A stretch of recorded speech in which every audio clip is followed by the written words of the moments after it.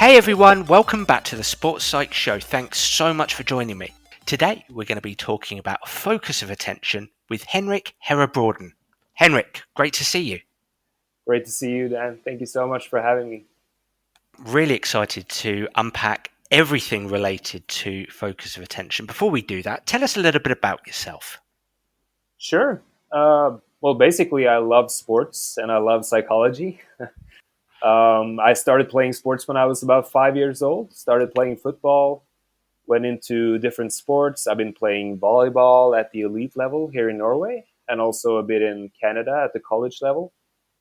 But I guess a turning point for me was when I was a teenager. My mom gave me this book on performance psychology. And it was a very simple book. It was like basic techniques, self talk, imagery. The main message was that you can actually affect how you feel. And at first I was like, yeah, whatever. But then I started reading a bit more. And when I got the message, it was like, wow, it was like mind blowing. Can you do that? I didn't know you could do that. I mean, I was like most teenagers. I had these mood swings, and I would wake up feeling this way, the next day feeling that way. And to have these like tools that could help me, so I could at least have some say in how I feel, what I do, the choices I make. It was very powerful. So I was like, I have to dig into this a bit more. So that may be study psychology. Well, first I studied sports science, just 1 year of basic sports science, but I realized psychology should be my thing. And I actually went into a clinical psychology degree. So I'm a Okay. clinical psychologist by training, Oh, wow. but I've been mostly working with athletes, the typical athletes who will come to you and say, I'm doing great in practice, but when the big day comes, for some reason, I can't perform. Hmm. So I've been working with athletes in the typical sports like football. Here in Norway, it's a lot of skiing and handball, the bigger sports. I've been working across a range of sports. Been doing that for close to 10 years now. I've run my own business as a consultant. But I was sort of noticing like 5 years ago that I was doing a lot of the same things over and over. I would sit and talk to clients and I would interpret their stuff in the same way. I would hand out a lot of the same Hmm. advice. And at the same time, I noticed there's actually a lot of research going on and some literature that I would love to read up on. And I would almost like to renew myself, if you know what I mean. Okay. So that made me go into a PhD. So I took some time off from the consulting, went into more into research, and I've been doing my PhD for the last 3 years, and I'm about to finish my PhD, which is on attention in elite sports, which also led me to the topic that we're gonna dive into today. What university are you doing that through, Henrik? University of Oslo, and it's an interdisciplinary research Yep. group where you have a range of different people doing research on sports, music, and also other things, how we perform and act in our daily lives. Really interesting. It did make me chuckle there when you said that you got into psychology or sports psychology through a gift from your mother, a book. Exactly the same as me. I think I was about 15, 16 years old, and probably my mother got wind of my temperament on the golf course, so handed me something, although she did hand me an academic textbook, which was probably a little too complicated for me at that time. But I did get something from it. Do you remember what book it was? Yeah, it was a book, a Norwegian book. I Okay. guess the literal translation would be "It's all between your Oh, ears." nice. Typical. And it was like written by this Norwegian Olympic champion Okay. in some sport, no educational background, and he was very honest too. He said, "This is not fancy stuff. This is just me handing out the advice that helped me win the medals." Mm. And I think it's a good start. You mentioned the textbooks, which is more in line with what I read now. But I think when you begin to learn something, it helps to have just some basic input and some applicable stuff as well. Oh, 100%. I mean, I think it was wonderful of my mother to purchase me that book, and it shaped, I suppose, in many respects, shaped my life. But definitely, the most influential book I've ever read in sports psychology was arguably the second one I picked up, maybe the third, In a Game of Golf by Timothy Galway, following his Mm. amazing In a Game of Tennis. But Golf is Not a Game of Perfect by Dr. Bob Rotella, who I think changed the landscape of sports psychology and made it much more accessible for people, even though he predominantly just writes about golf. But yes, I mean, I think that very much opened up a doorway towards, okay, this is really, really accessible. I feel I can actually manage myself here, as you said, feelings, thoughts, emotions, and so on and so forth. So I think those books are so important. Hey, you're about to finish your PhD. What precisely is your PhD in? It's on attention and effort, so mental effort in elite athletes. I sort of test the idea that it's all automatic. You tend to hear that elite athletes are not supposed to think. They're very confident. They can even feel calm and relaxed, and it's all effortless, which is something I test by doing some empirical work on rowers at the elite level, Okay. comparing some of the results to testing on lower level rowers and see how they end up in terms of different measures of effort, physiological measures, self report, and also what they say they focus on. So I'm combining different methods, but I'm starting to see some pattern in that it's more complicated than just being automatic. I actually find some evidence that it's more effort that they put in and not always the flow and the automatic stuff that helps you win. That's really interesting, Henrik. And we've spoken to several people about these kind of mental states. We've spoken to Dr. Christian Swan and Dr. Matt Schweikel on flow and clutch states, the difference between the two, and that they both exist, and they both have to be utilized or managed through. We recently spoke to Bernadette Kellerman, who's doing a PhD on mental states, and again, we spoke to flow. But also another mental state, which is more of an effortful mental state. And we were comparing notes, weren't we, before I pressed record?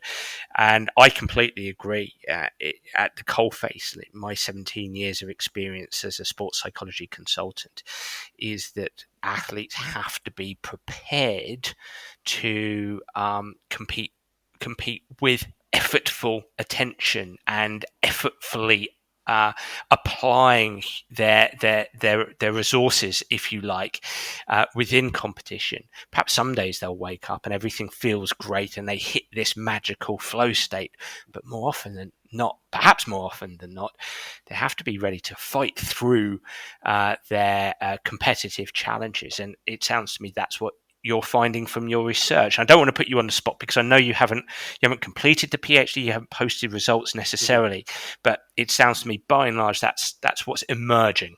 Exactly, and it makes you more flexible, doesn't it? If you can have almost like more gears, you can, like Swan is alluding to, you can have this flow where you are a bit more relaxed and confident.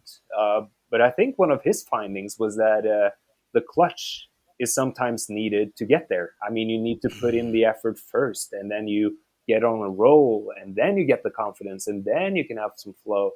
And my experience working with athletes too is that you're just way more flexible if you know more than one way to perform. Yeah, interesting. Well, now we're actually going to talk today. We're going to get more specific than that. We're going to talk about focus of attention, direction of attention, because there's been a lot of work over the last couple of decades around an internal focus of attention, an external focus of attention, and arguments around what's best for learning and performance. And you sent me a paper that you've recently published end of last year, where actually you've stepped away from it has to be external, it can be internal, and more towards task relevant information being involved in this? And we'll unpack this. Tell me a little bit about where your interest in direction of attention in competitors. So competitors direct their attention as they compete. Tell me where your interest stems from. I'm assuming it might have been part of your PhD. Yeah, well, I've been interested in this literature for years now, and what strikes me is that this literature, this part of the field, is a bit different from the rest of the field because, I mean, if you look at most psychology research in sports, it tends to be on a limited amount of sports. Okay. For example, there's so much work on golf putting. Yes. And I mean, it's almost to the point where you see another study on golf putting, you go like, because I mean, it's obviously for good reasons because you have good ways to measure brain activity and physiological stuff. So I'm not saying it's bad. I think No. it's great, No. but I mean, for most lines of research, you have this limited number of sports. But when it comes to this attentional focus research on external internal focus, you have such a range of sports, and there are so many studies, and they all tend to show the same thing. That was one of the first things that strikes me. And the second thing is that in most cases, I mean, researchers are kind of careful people. I mean, they tend not to give out these strong conclusions and here's what it is and you have to do like this. But I mean, if I may read some like quotes from my paper where I quote other scholars, it's they claim that external focus is better independent of the type of task, whether considering tests of motor performance or learning, despite any level of expertise, and there is no room for internal foci. I mean, this is, when you think about it, it's kind of shocking because research also shows that a lot of coaches, a lot of athletes, they use internal focus, which these scholars claim is suboptimal. They say external is always better. So that's what made me curious about this, how it differs. Really interesting, and as you say, people reaching quite strong conclusions there. Um, let's strip this back for our audience here, because we're using these terms: internal focus of attention and external focus of attention. And being sports psychs, immediately we know what that's all about. But can you tell me? Can you tell us what an internal focus of attention is and an external focus of attention? So maybe if you can, as a brief bit of history into the study of internal external and why people think this might be important. Sure. And I think this has been around forever, but I think in the 1990s, researchers were starting to dig into this instruction aspect, like what you tell athletes or performers to focus on actually has a lot of impact. And that's because what you think about right before you do something or while you do something actually matters a lot. So Gabriella Wolf is the main scholar in this field. She started doing some work with colleagues in the late Yes. 1990s where she sort of divided attentional focus into two main categories. And the internal focus would be focusing on your body or movement itself. Whereas an external focus would be focusing on the consequence of your movement or body. So, for example, an external object that you try to hit. So, I think it's easier to give an example, and why not Yep. use golf? So, if you're a golfer about to hit a ball and you use an internal focus, you might want to Yep. focus on your arm swing. If you do the same activity with an external focus, you focus on your club swing. So, your body, as a consequence of its movement, will affect the club, hence why it's external. And like I said, they'd be doing this for so many different tasks, so many different sports. In darts, for example, they do focus on the bullseye in the center as opposed to focus on arm swing. In football, you can focus on a certain part of the ball instead of your leg that is kicking the ball. If you try to jump and reach as high as you can focus on your hand, or you can go external by focusing on the point you try to reach. And again, the main bulk of findings is that external wins. It takes you to the end goal in a better way in terms of performance, and it can also be more efficient as measured by, for example, muscle activity. As you were speaking there, I was thinking about some examples here again to further bring this alive. So, you talked about the arm swing versus the club head swing in golf, and that must be the same in tennis, in as much as we can think about the Mm. arm swing of a forehand, or we can focus on the racket head. I'm guessing. And what about, let's stay with tennis there. If we're thinking external focus of attention, we can focus on the arm swing, we can focus on the racket head, the swing of the racket head. We could focus on the ball, put the contact of the ball on racket head. I'm assuming, you can come back at me in a second. Um, I'm assuming also we could focus on a point on the court, on the opposing side of the court, where our opponent is, and maybe we can focus on the opponent as well. Would that be true to say as well, having those focus points? Yes, and I think you touch Okay. on a few things that researchers have been unpacking over the years, and one of the factors is distance. So, as you focus externally, for example, you may focus on something that's very close to you, like a proximal Proximal. cue, Yeah. and you may go more distal away from yourself and focus on something far away. And I think the main bulk of evidence is that further away is better. So if you're doing a balance task, for example, where you decide to look externally at something, I believe some studies have shown that it's better to focus on a point that is a bit further away, look into the distance a bit, and find an external cue that is further away from yourself. It's really funny you say that, because I didn't bring up Dr. Bob Rotella at the beginning of the show on purpose, but now we're talking about this. I mean, his books, which are absolutely fantastic, heavily influenced the golf community, the golf coaching community, the golf playing community around the world. Um, uh, influence them towards leaning towards having an external distal focus of attention Mm. and making that target. He talked about that target being as small as possible. So not just a tree in the distance, but a branch of the tree.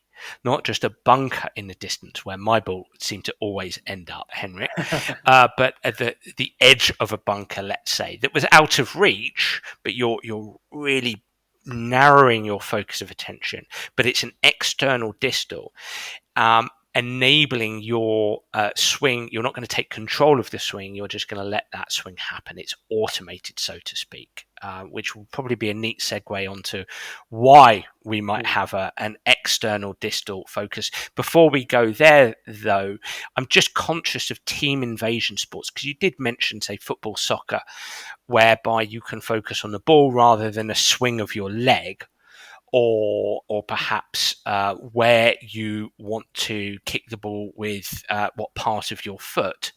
I'm guessing if you're, let's say, playing a pass, a football, soccer player can focus on their teammate who they're passing towards.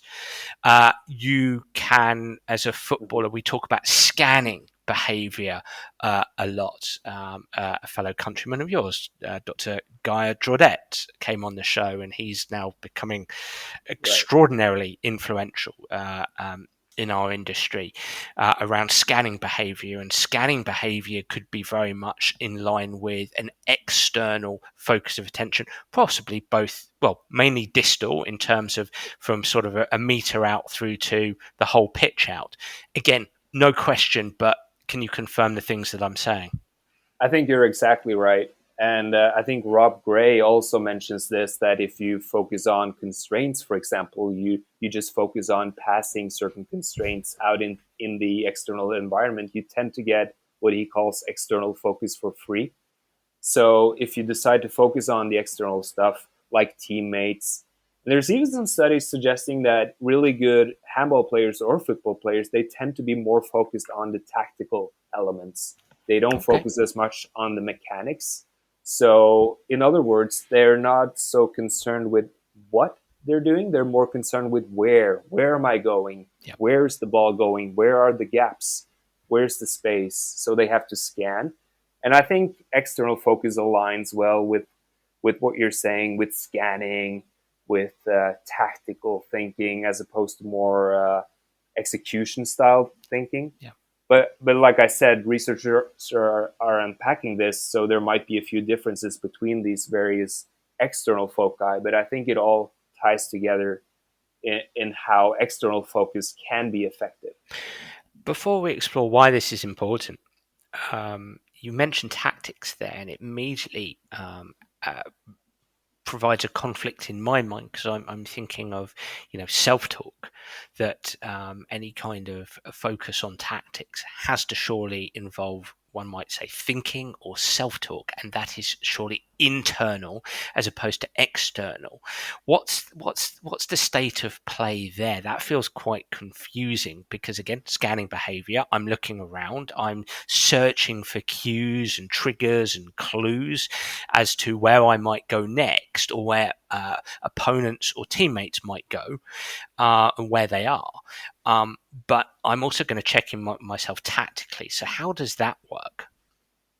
I think you're touching on something that's a bit different Okay. from internal external in the attentional focus effect literature, because I met with someone who's doing more basic psychology research, not in sports, and they tend to refer to internal as what you're saying there, with thinking, stuff that goes on within you, like the self-talk and internal mental activity is basically thinking, in my view, whereas external cognition is more like perception of the external events, where you take in external information. So, in the context of sports and the intentional focus effect, internal external is very, very specific.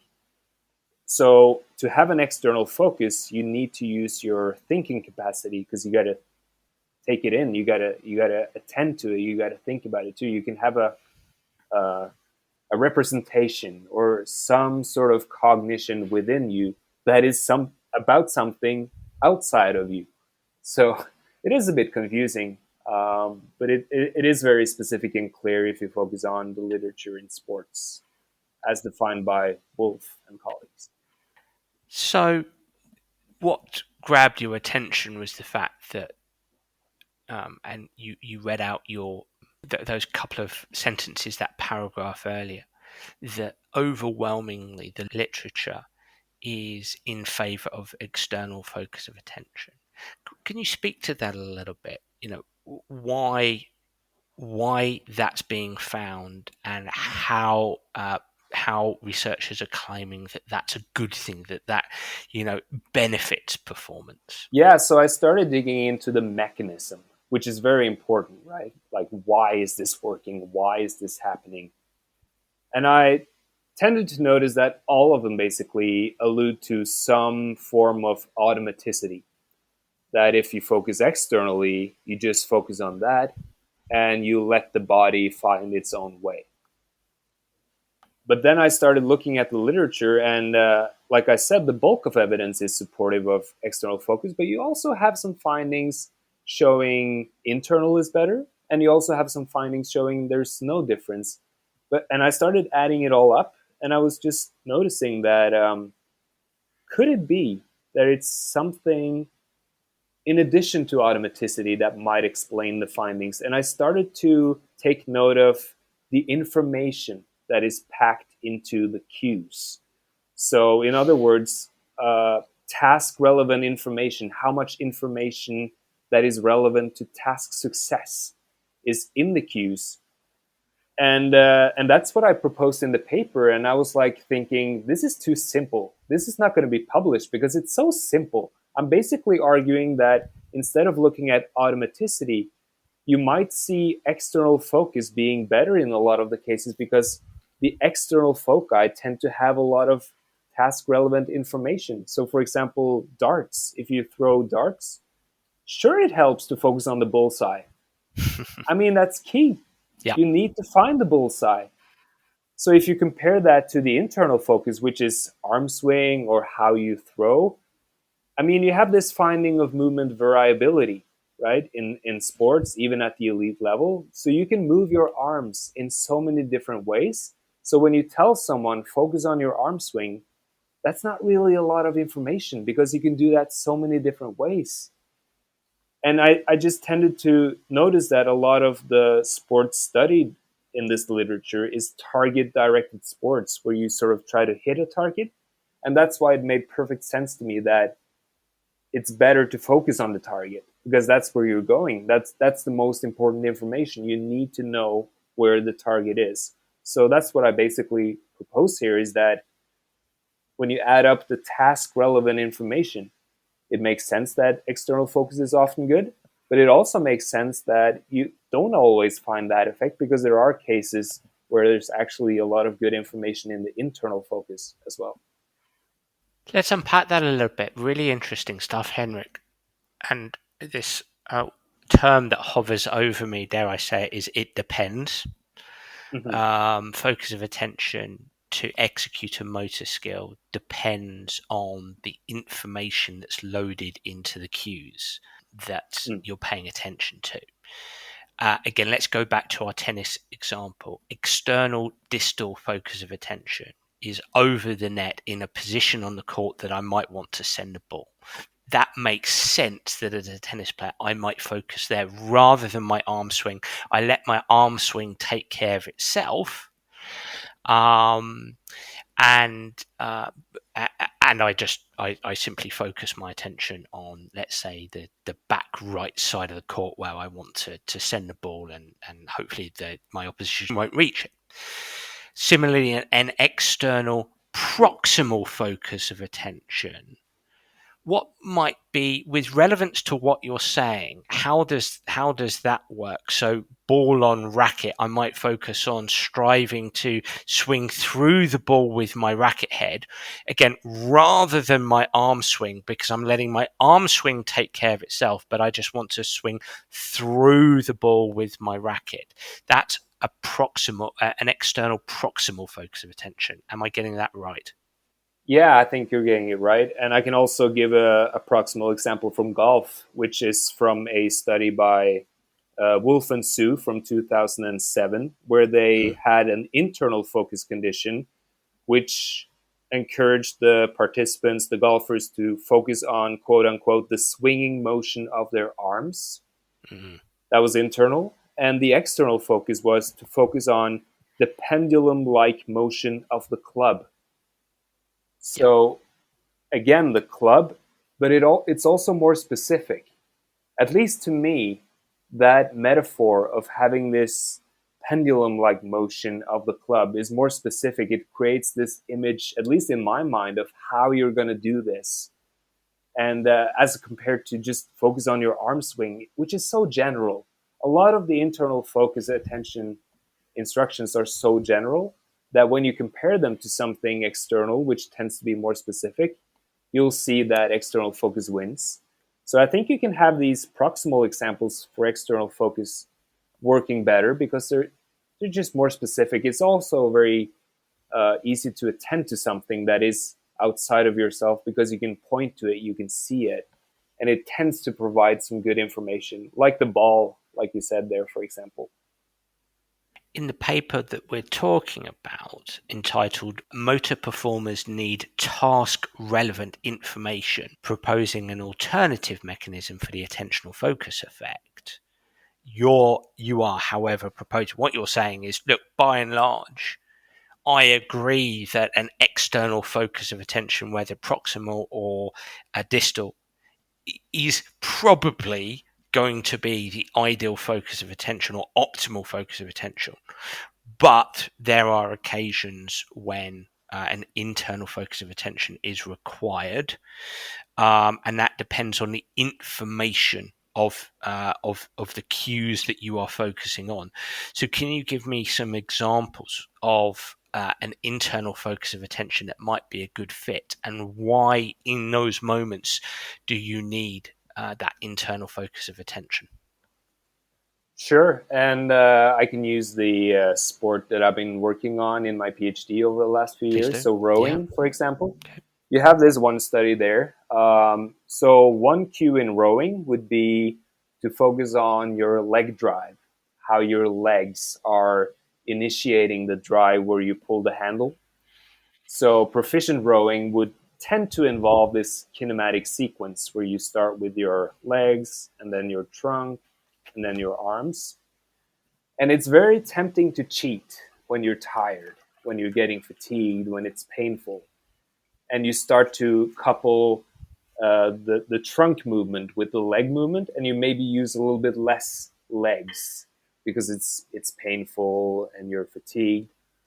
So in rowing, for example, that's a cue they use all the time to focus on leg drive. Use your legs, is what they say and think, presumably. So rowing would be one example. And you also have some sports where the external information, the external foci are a bit more hard to find. So, for example, diving or gymnastics, for example, where your body plays a major role and your body positions play a major role. That's the kind of sports where you might see a bit more value in an internal focus. But again, these sports are a little bit underrepresented in the research literature for now. So we need more studies. But again, if you start with where's the information that you need to perform, you might see some sports favoring uh, at least internal foci as an alternative to all the beautiful external information, which is also valuable. It makes sense about the diving, doesn't it? Because those twists, those somersaults, it shows I haven't done much work in diving. I don't know the specific names for these dives. I've certainly watched enough, but it makes sense that a more of an internal focus of attention is applicable there because you've got to surely take a great deal of control of those actions. Right. Again, it makes sense that you have some information there. I mean, sure, you have visual information. You still know sort of where you are in the room, maybe, but it's also fast, and your body just seems so essential there. You must find some good information in your body Yeah. there. And again, the research shows that athletes and coaches tend to use a lot of the internal information. And I mean, it could be that they do that not only because they don't know external is better, but also because there might be some good information in your body sometimes. Hmm. Interesting. I wonder if there are a great deal of individual differences at play here as well. And as you say, it might be from a lack of knowing about this area. Mm, I mean, I reflect back. I went through a period of getting golf tuition as I went from an amateur to a professional. At an academy called the David Ledbetter Academy. David Ledbetter became a very prominent golf coach at the end of the 80s because he coached Sir Nick Faldo to a few majors with a huge swing overall. And I would say Nick Faldo has talked a lot and written extensively about with cues that would be seen as more internal.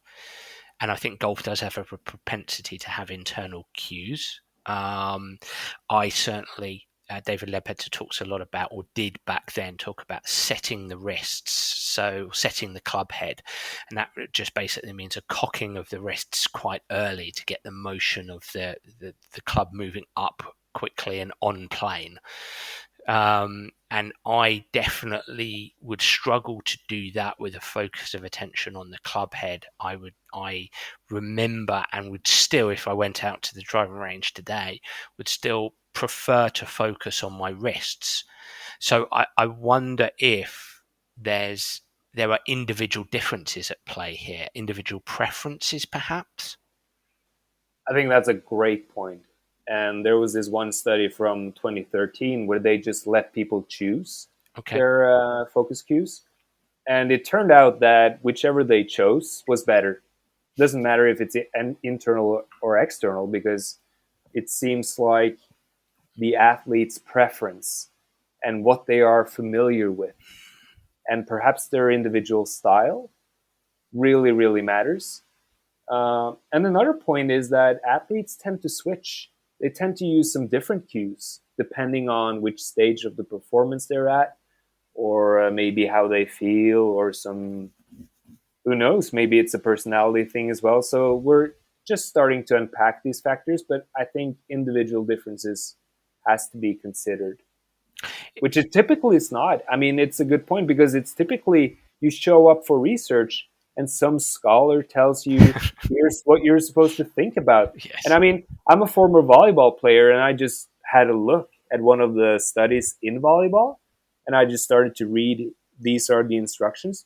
And I mean, we would never use any of that. I mean, there was stuff in there that I've never come across in my 10, 15 years as a volleyball player. So I mean, the buy-in from the athlete and the individual preference hasn't really been considered, and it must be, right, if you're going to be effective. Well, I think that's it, Henrik, and I think there's we in our profession have to be very careful, don't we? There's a very fine balance. We can talk about the importance of research, but there has to be a keener and smarter negotiation between athletes, coaches, those at the coalface, even practitioner sports psychs and academic sports psychologists. I mean, there's quite a complex community there of influencers, and I, for one, have sat, let's say, in a presentation by somebody who was very insistent around external focus of attention and in golf, and I'm kind of sitting there thinking, well, quite a lot of internal focus of attention now. Hey, look, that might be why I never made it, never really had a long golf career. I'm not too sure that that's the sole attribution, but it may be a contributing factor. But what I can say is at the coalface, there are a lot of, let's say, very good amateur and pro players who primarily have internal focuses of attention. So again, is that something that we're socialized into? Is that traditional instruction that lends itself towards that? Is that something about golf? Is that something about that landscape? Is that something about individual differences? We just don't know yet, do we? Right. Yeah. I think that's those are great points, and I think you have to give the athletes some freedom Mm, and letting them find their own way to some extent. And if you give them an external cue, you give them a bit more freedom to let the body find its way. yeah.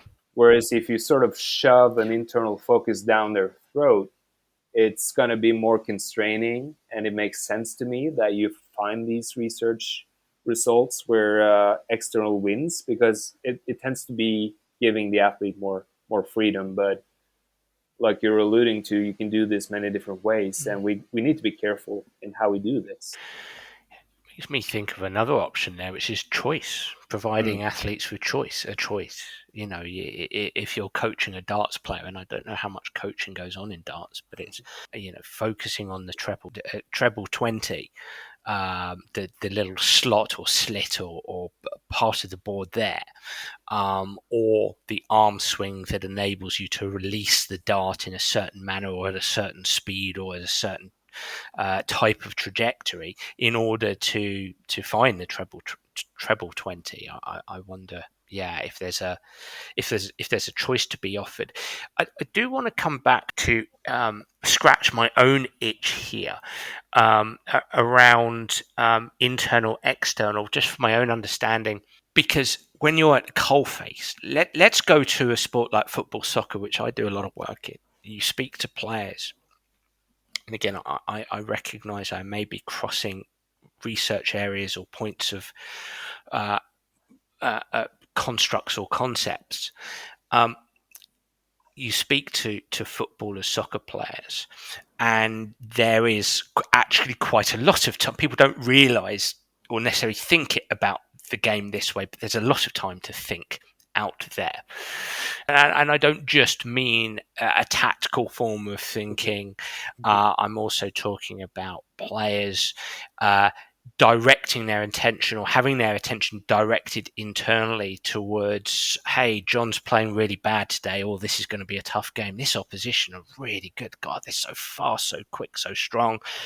The audience, the crowd are really getting on our back here. There's a narrative. There's always a narrative. You can't just my belief, my understanding from being at the coalface here is you can't just say be external, focus externally. That as a human being, the brain is working in milliseconds. You could argue that the brain and nervous system are constantly judging what's going on around oneself, and so there is a narrative or an inner story playing out.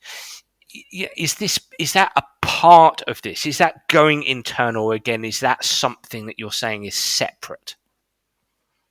I think it's relevant, and I've also been reflecting on external focus in completely other instances than sports. So, for example, like I said, I'm a clinical psychologist.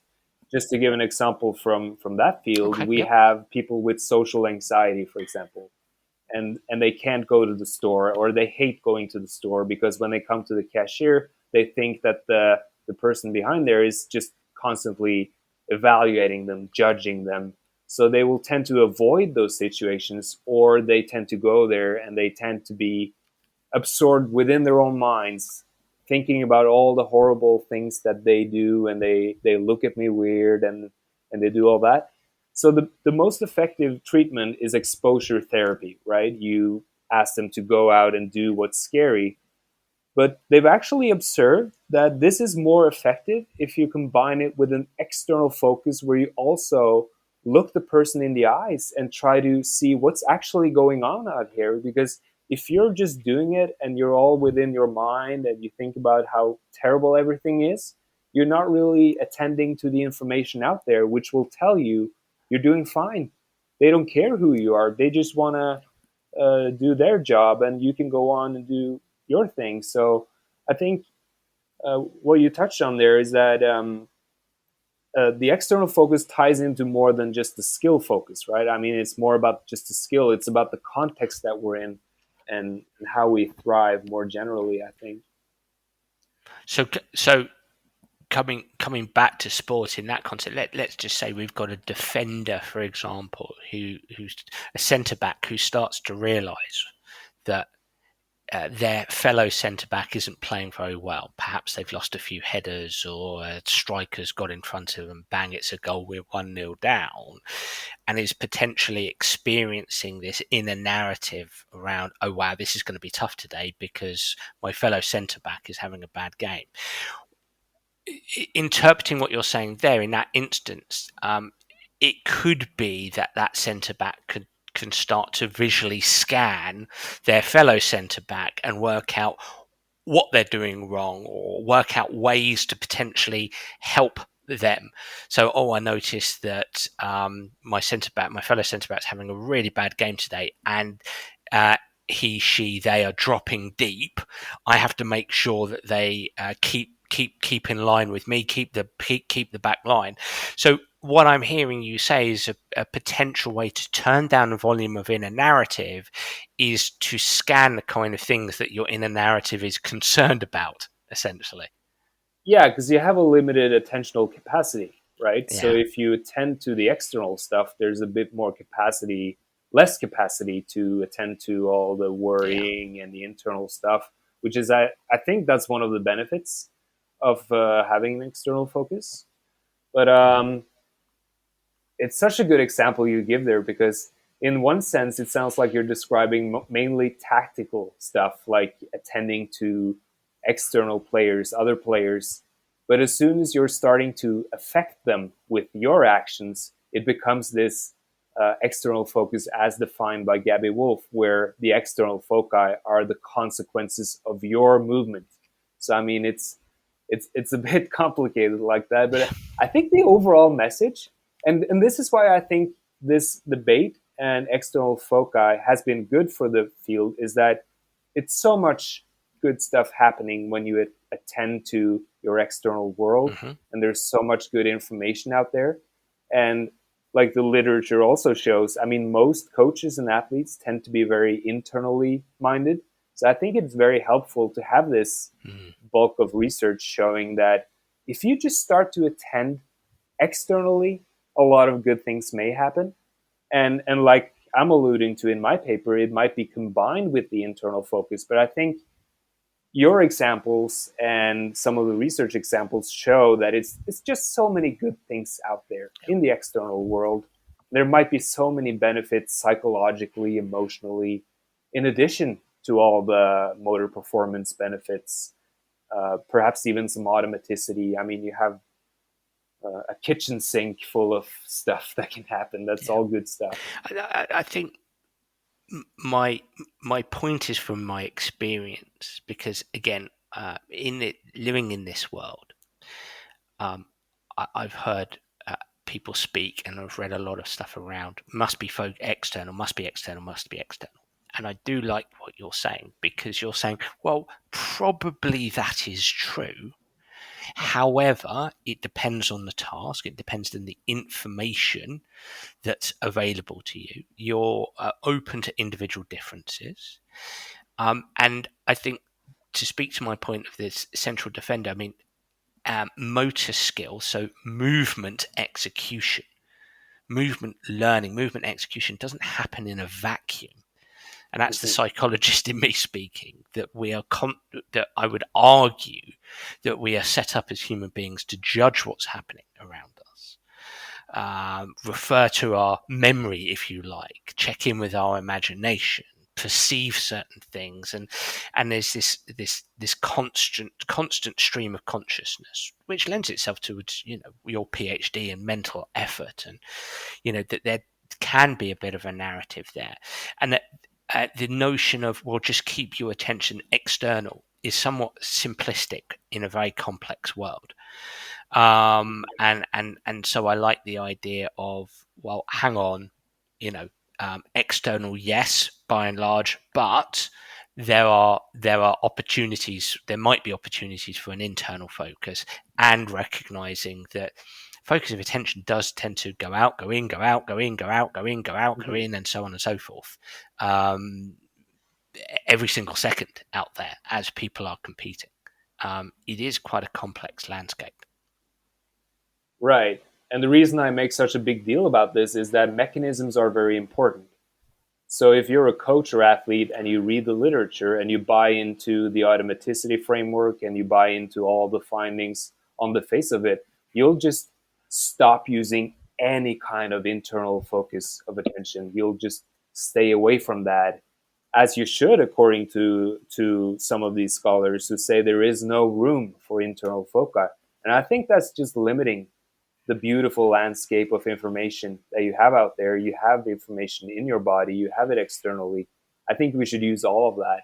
I think the starting point should be, where do I want to go? And how can I get there? And that's where the task relevant information comes in. Where do I want to go, and how do I want to get there? And I'm going to draw on your notion of mechanisms are important, for another reason, and more of an outcome reason in participative and competitive sport, that actually, especially competitive sport, that sometimes careers, and I'm obviously talking about the elite end or the developing elite end, careers are decided based on judgments around, well, this player isn't good enough, this player doesn't show any resilience there, this player it looks to be distracted when the pressure is on. And you know, decisions are made based not necessarily on ability, although it's the overt judgment is this player isn't good enough, but it's actually to do with the direction of focus of the player. The player, the competitor, isn't focusing correctly. And it might be a simple instruction around these attentional mechanisms that can actually create a big shift in their capacity to, whether it's compete under pressure or compete more consistently or deal with distractions quickly. I think, yes, we're doing a deep dive. Yes, we're sounding very geeky right now, Henrik. Yes, we might go into this more than most people, but this is really, really important because I've certainly seen decisions made about players.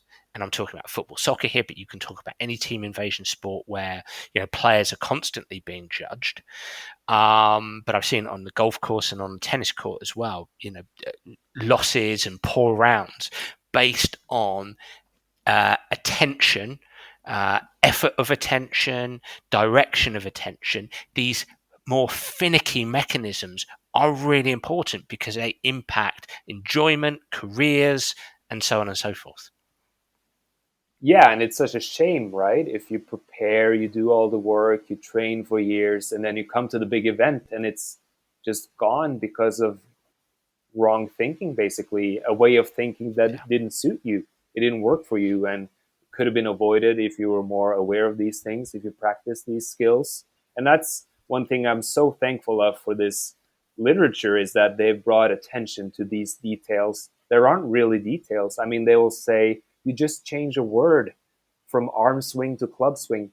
But what I would argue is that you actually change the whole source of information. So it's a big deal. But on the face of it, it looks like a minor detail, but like you're saying, these things change lives. They do. They do. Well, Henrik, that's absolutely fascinating, and we'll keep hammering home those kind of messages.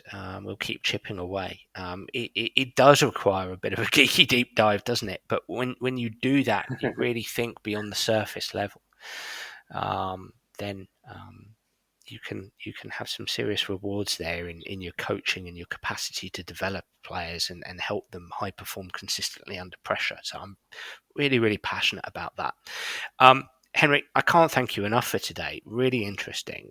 And I know that your paper is up online. People can go and read it. So if you can tell us where that is, and how can people find you, follow you, and potentially get in contact with you if you'd like to be contacted. Sure. I mean, the paper, first of all, is published open Yep. access in Journal of Motor Behavior. And the title, like you said, is Motor Performers Need Task Relevant Information. If you just Google that, I'm sure you'll find it. Well, finding me, I would love to be contacted by anyone who's interested in this field.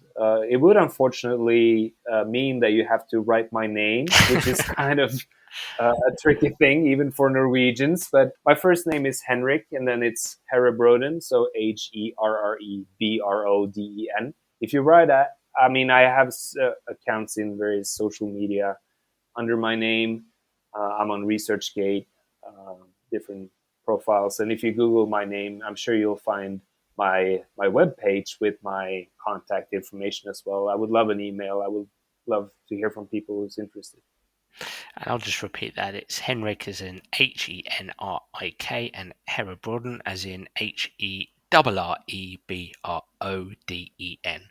Fantastic. Well, Henrik, thank you so much for your time today. Oh, thank you so much for having me. Well, everybody, I really enjoyed that podcast, and I'd love to hear what you, the listener, think. So please do get in touch via Twitter or Facebook or through my website, danabrahams.com, to tell me what you think of the Sports Psych Show. And if you do have any suggestions, I'd be delighted to hear them. I'm already looking forward to next week's episode. Bye for now.